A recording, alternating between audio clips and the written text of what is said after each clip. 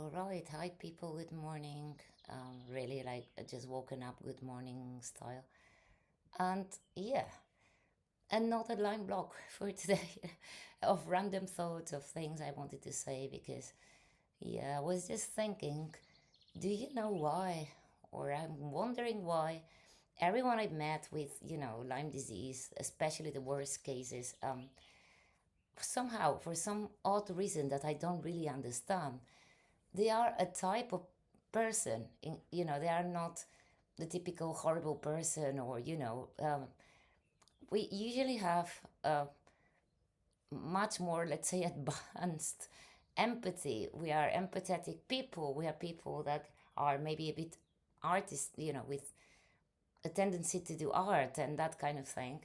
And I was wondering why. I mean, we all know that mthfr mutation, if you want to call it, also comes with this, not people that are very sensitive and so on. So I was wondering why it almost seems like a conspiracy against this kind of people. No, I never seen someone that is like horrible and the lack sensitivity and so on having severe Lyme disease or what they call Lyme disease, and I was wondering why. Right? I guess it has a lot to do with our nervous system too, because someone that is this kind of person and with empathy and so on and sensitive, they're going to suffer in this planet, right?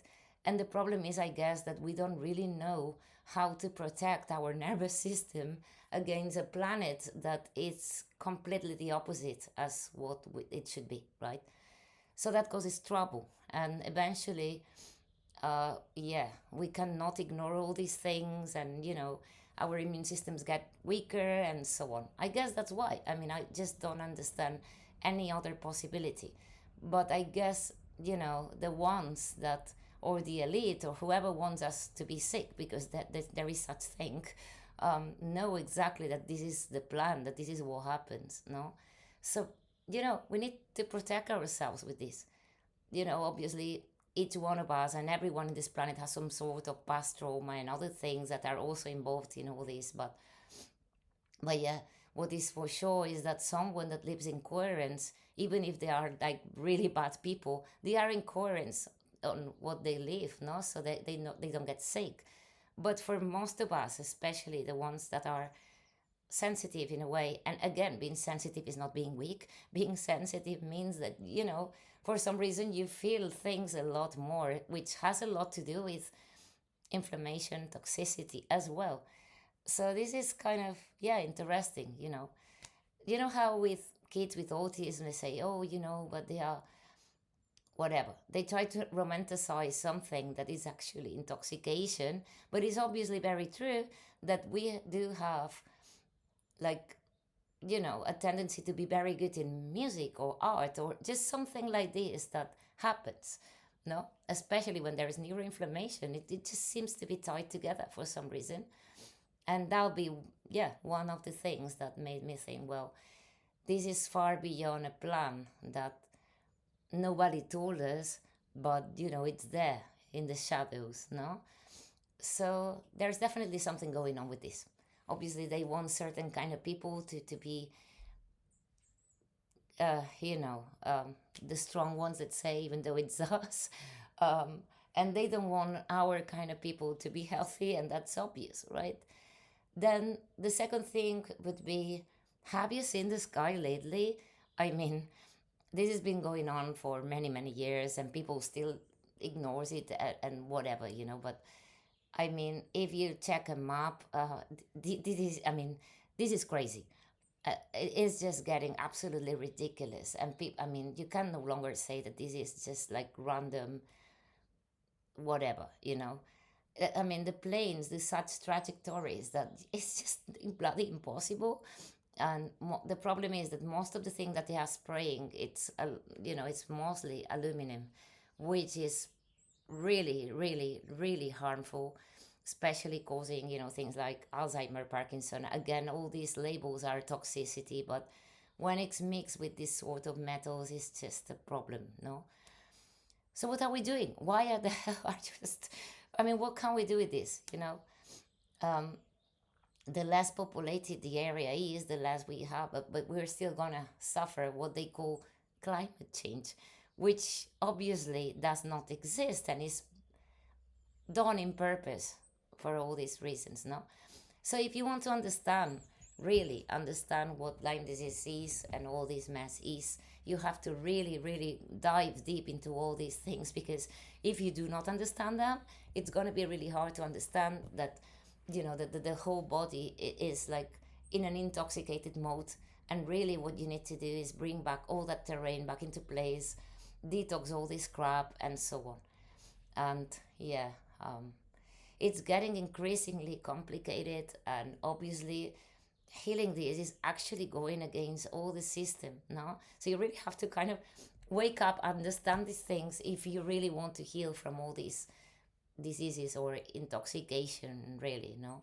So forget about the tick part, because I mean, seriously, yeah, you can be bitten and get more of it, but the problem is basically that you were for too many years crushing, and your gut was a mess, the diet was a mess, or maybe not, but still the level of toxicity and environmental toxicity was too much, the stress was too much, you were living out of coherence with yourself, and all these things eventually crash. That's what it is.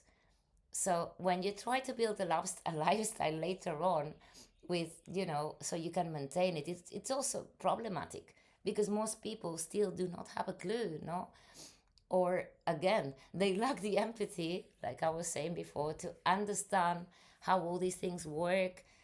And yeah, oh, the sun is just like, so yeah, that's crazy, right?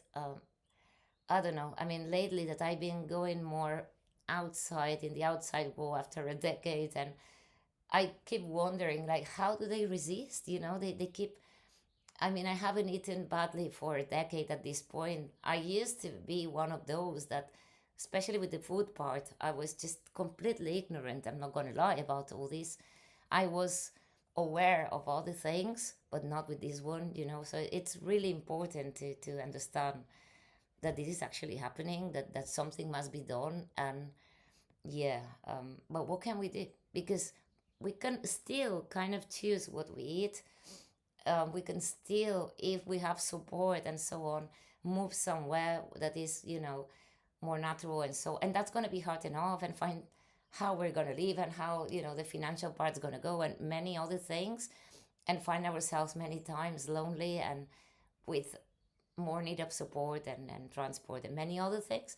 But at the same time, there are other things. I mean, the most illegal thing you can do nowadays is having chickens, having your own, growing your own food, having a family. That's another one, which is crazy. Like, yeah, it's just insane. I mean, everything that is normal is now considered rebellious, let's say, I mean, living free in the mountain, homeschooling kids, which, I do not have, but because of this bloody disease again. So, um, will I have or not, which is a very common thing that happens to women with this disease, because it usually catches between 30s, all these decades, which is crazy, because we find ourselves, maybe some people didn't want kids even, but that pressure of not knowing if you're going to have time, or do you really want to do that? Do you really want to have a family? Am I on time? All this kind of mess. Um, it's insane. But think about it. If you actually make it, you'll have a body a lot cleaner than most people. You're not going to pass any like extra toxicity to the kid. You're going to be aware of all these things. So, it's got its points.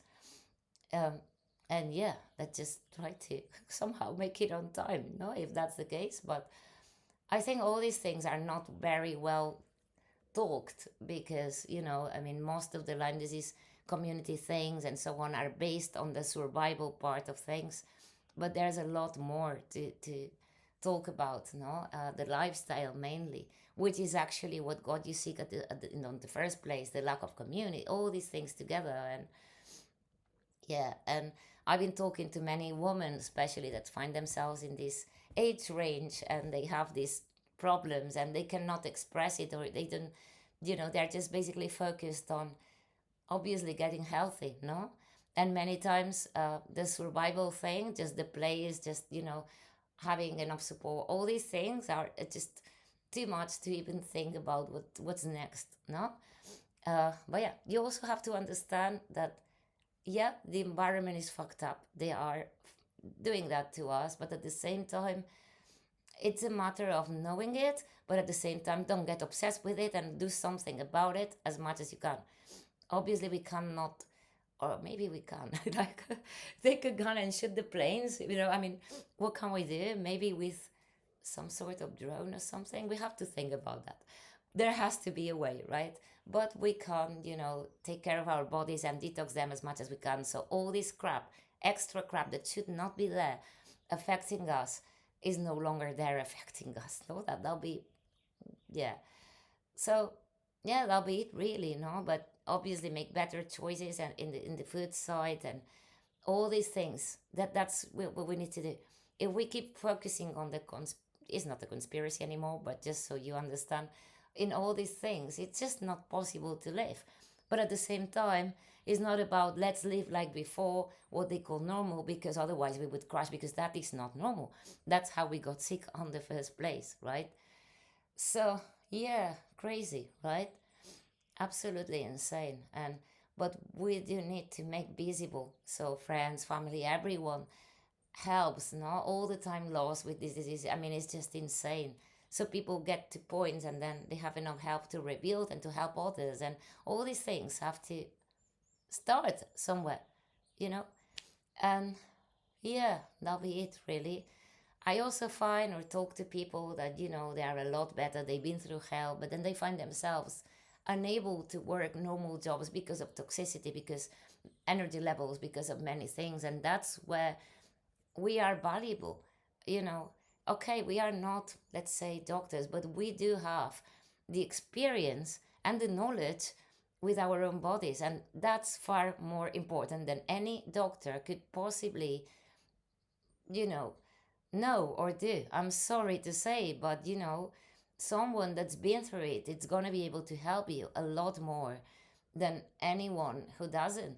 That's obvious, right? That's obvious in many other things, but with this it seems like people just, yeah, trust the doctor, which they are great doctors again, and for many things they are important to work with them, and I believe so, and it's true. But also listen to the people that actually make it to the other side, because what we had to learn, what we had to do was far out. So yeah, I mean, this happens to many other areas, but we should listen to experience. That's what matters the most, not the paper, the experience of the person. Because a doctor is not going to be able to understand, okay, like for instance, how you feel, or how does a symptom make you feel, and how to deal with that. All these sort of things, I mean, are not in the conversation, and these are very important if you want to have a mindset to be able to conquer this and to maintain it, right? So yeah, that's why I'm here as well, trying to offer this to people so they can have that chance. And you can contact me anytime, and I'll be really happy to do this part, because that's what I lacked when I was at the sickest. Between appointment and appointment, I mean, I went through so many things that scared me to death, that I didn't know how to deal with them. That, neither did my mom. We didn't know what to do. They were absolutely nuts and crazy. So, the only way sometimes and many times was speaking to people that actually went through it.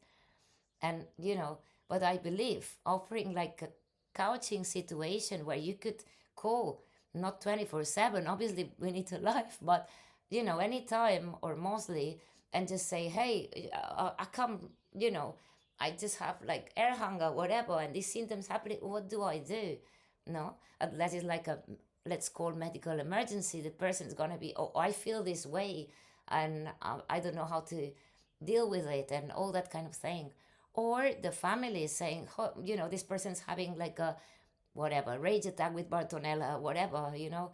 So you can actually call someone and say, not be beyond the medical part. Hey, what do I do?